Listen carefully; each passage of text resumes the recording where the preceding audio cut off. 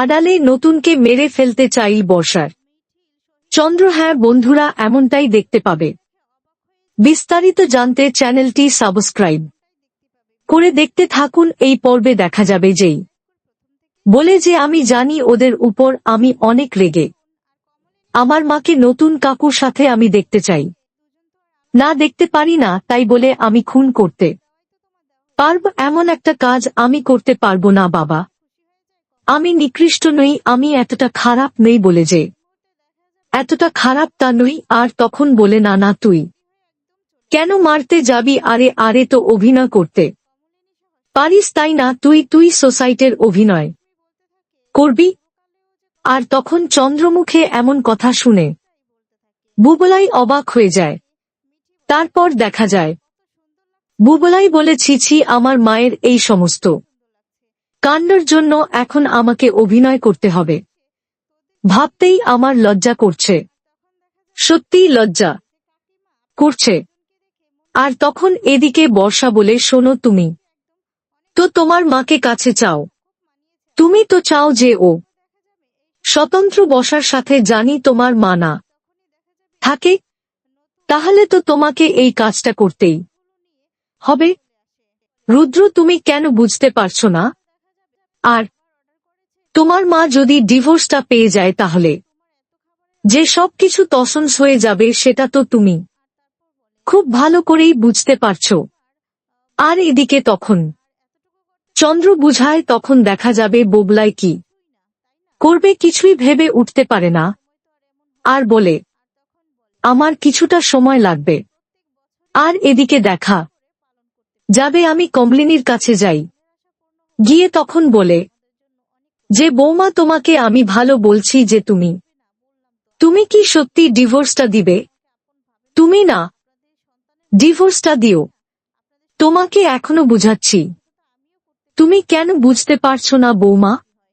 আর তখন বলে আপনি না ওই ডাকটা আমাকে ডাকবেন না, আমি আগেই বলেছি। আর তখন দেখা যাবে বর্ষা নানান কথা বলতে থাকে, খারাপ খারাপ ইঙ্গিত দিয়ে কথা বললে রেগে যায় কমলিনী, আর বলে যে তোমাকে আমি বারবার বলেছি, তোমাকে আর বুবলাইকে, তোমাদের সবাইকেই বলেছি, তোমাদের কোন রাইট নেই আমাকে এ সমস্ত কথা বলার, আমার যা খুশি আমি তাই করব। আর তখন এদিকে মিঠেল বলে যে হ্যাঁ কাকিমা, তুমি একদম ঠিক কথাই বলেছ, তুমি একজন স্বাধীন নারী, ঠিক আছে, তুমি একজন এডাল্ট, তোমার যা খুশি তুমি তাই করতে পারো। আর যে যাই বলুক না, ওরা তো বলবে, আর কিসের জন্যই বা বলছে সেটা নিশ্চয়ই তুমি বুঝতে পারছো। ওরা আসলে এই ডিভোর্সটা আটকানোর চেষ্টা করছে কেন জানো তো? তোমার এই জানে তো এখন তোমার নামে সম্পত্তি, এখন যদি তুমি ডিভোর্সটা দিয়ে দাও, ডিভোর্সটা পেয়ে যাও, তাহলে তো ওদেরকে বাড়ি থেকে বেরিয়ে যেতে হবে, তাই না? তাহলে আলাদা থাকতে হবে।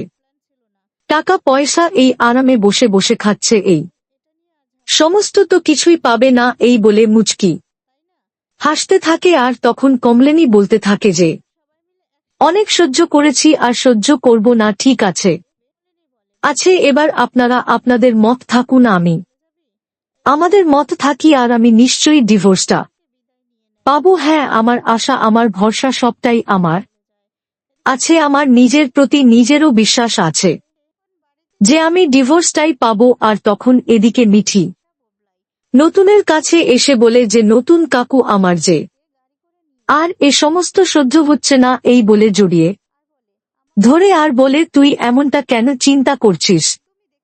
বলতো মা, সমস্ত কিছু ঠিক হয়ে যাবে, একদম চিন্তা করবি না, যে যাই করুক না কেন আমি তো তোদের পাশে আছি বল। আর এদিকে দেখা যাবে নতুন কমলের বলে সন্ধেবেলা দেখা করতে, আর তখন দেখা যাবে সন্ধেবেলা দেখা করতে চলে যায়। আর সেদিকে দেখা যাবে দেখা করতে চলে গেলে এদিকে চন্দ্র সমস্তটাই জানে। চন্দ্র তখন দেখতে থাকে, আড়াল থেকে সবটা দেখে রেগে যায়। আর তারপর দেখা যাবে এদিকে কমলিনী নতুনের কাছে আসে, আর সে তখন বলতে থাকে ওদের হাবভাব আমার একদমই ভালো লাগছে না। আমার যেন কিছু একটা মনে হচ্ছে। ওরা যেন ফিস করে কিছু বলছিল। আর তপ্তন বলে কি ফিস করে বলছিল, মানে কি ইঙ্গিত করতে চাইছো তুমি কমলিনী? এরপর দেখা যাবে ওরা নিশ্চয়ই কিছু না কিছু একটা করতে চাইছে। আমি তো সেটা বুঝতে পারছি না, কিন্তু কিছু একটা ইঙ্গিত পাচ্ছি যে ওরা কিছু করতে চাইছে। তারপর দেখা যাবে কুর্চির কাছে সমস্ত ঘটনা খুলে বলে যে ওরা কেমন করছে, ওদের হাবভাবটা কেমন। আর তারপর বলতে থাকে বিশেষ করে বর্ষা আর চন্দ্র দুজনকে আমার একদমই ঠিক লাগছে না, মনে হচ্ছে ওরা কিছু একটা প্ল্যান করেছে। জানো তো দিদি ভাই, আমি দেখেছি ওদের দুজনকে একসঙ্গে কথা বলতে যেই আমাকে দেখলো কথা বন্ধ করে দেয়, তখন বলে, বৌদি ভাই তুমি একদম চিন্তা করবে না, ওরা যাই করুক না কেন আমি আর আমরা সবাই তো তোমার পাশে আছি। তখন বলে, আমাকে নিয়ে তো ভয় হচ্ছে না? ভয় হচ্ছে তো আমার নতুন ঠাকুরপুকে নিয়ে, কারণ ওনাকে নিয়ে নিয়েই ওরা কিছু একটা কথা বলছিল। এমন তো নয় যে ওর ক্ষতি করে দিবে। তখন বলে, বৌদি ভাই কি বলছো তুমি? তখন বলে যে হ্যাঁ, আমার তো তাই মনে হলো। এরপর দেখা যায় নিয়ে চিন্তায় পড়ে যায়। আর এদিকে রাতের বেলায় কমলিনী সেটা শুনতে পেরে যায়। আর বর্ষা বলে, হ্যাঁ হ্যাঁ, তাছাড়া আর কি ভাববে বলতো? উনার তো এখন সুখের দিন, তাই না? আর তখন বলে যে বর্ষা মুখ সামলে কথা বলবো, দেখা যাবে। বাড়িতে আবার চলে আসা সোহিনীকে নিজে গিয়ে নিয়ে আসে মিঠিল। আর মিঠিল যে নিয়ে এসেছে। এরপর সোহিনীকে দেখে তো সবাই চমকে যায়। আর তারপর দেখা যাবে এদিকে মিঠিল বলতে থাকে, কি ব্যাপার, ভূত দেখার মতো চমকে গেলে নাকি? কমলিনী বলে যে মিঠিল তুই তার মানে সেখানে গিয়েছিলি? এরপর বলে যে হ্যাঁ কাকিমা, আসলে উনারাই তো হলো আসল সাক্ষী, তা না উনাদেরকে যদি কুটে নিয়ে দাঁড় করা হয় আর ওনারা যদি সমস্ত সত্যি কথা বলে, তাহলে তো সবকিছুই প্রমাণ হয়ে যাবে। আর তো কিছু প্রমাণ বাকি থাকে না। আর তখনই দেখি কুর্চি এই ব্যাপারটা দেখে খুব খুশি হয় আর বলে, মিঠিল জানো তো মা, আমি তোমার উপর না অনেক খুশি হয়েছি। তোমার মাথায় এত বুদ্ধি যে তুমি নিজে ভয় পাওনি। তুমি ভয় না পেয়ে তুমি ওনাদেরকে নিয়ে এসেছ। আর নিয়ে এসে না একদম ঠিক কাজ করেছ। আর তো কোন সাক্ষীর প্রয়োজনই হয় না। এদিকে সোহিনীও রাজি হয়েই যায় সাক্ষী দেওয়ার জন্য। আর বলে, এখন আমার একটা মেয়ে হয়ে গিয়েছে, আমি কি করব বলুন? কোথায় গিয়ে দাঁড়াবো? আমি তো চাই ওর সাথে সংসার করতে, ও যেন আমার মেয়ের দায়িত্ব নেয়। কিন্তু এখন তো দেখছি ও আমার মেয়ের দায়িত্ব নিবে না, আমারটা আমাকেই দেখতে হবে। তাই আপনারা যা বলবেন আমি তাই করব। আমি আর পাপ করতে চাই না। এখন অন্তত একটু আমি ভালো কাজ করতে চাই।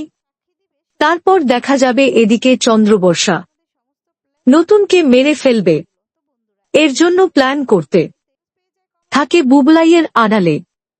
আর বলতে থাকে, বুবলাইকে জানতে দিলে চলবে না, কারণ বুবলাইয়ের অবস্থা তো দেখেছ। বুবলাই এ সমস্ত সহ্য করবে না, আর বুবলাই রাজি নয়। তাই আমাদেরকে এই কাজটা করতে হবে। আর তখন বলে যে হ্যাঁ বাবা, আপনি একদম ঠিক কথাই বলেছেন। কারণ রুদ্র এ সমস্ত মানে রুদ্র হয়তোবা খারাপ হতে পারে, হয়তোবা তার মাকে দেখতে পারে না, কিন্তু মানুষটা কিন্তু খারাপ নয়। ও এই সমস্ত বরদাস্ত করবে না, তাই ওকে জানানো যাবে না। আর আমাদের হাতে তো এই একটা কাজই যে ওই স্বতন্ত্র বোসকে যদি আমরা সরিয়ে দিতে পারি তাহলে আমরাই জিতব। আর যদি না সরাতে পারি তাহলে এই যে মহিলা আপনার স্ত্রী বলছে সে যদি আপনার স্ত্রী হয় তাহলে তো আমরা পুরোপুরি ফেঁসে যাব। তাই না, আমাদের আর কোন বাঁচারই পথ থাকবে না। আর যদি এই মুহূর্তে স্বতন্ত্র বোসকে মারা হয় তাহলে নিশ্চয়ই আমরা একটা পথ খুঁজে পাবো, আমরা নিশ্চয়ই জিতে যাব। কেসটাও ধামাচাপা পড়ে যাবে আর তারপর দেখা যাবে। সমস্ত কথা এদিকে শুনে নাই কামলিনী অবাক হয়ে যাবে।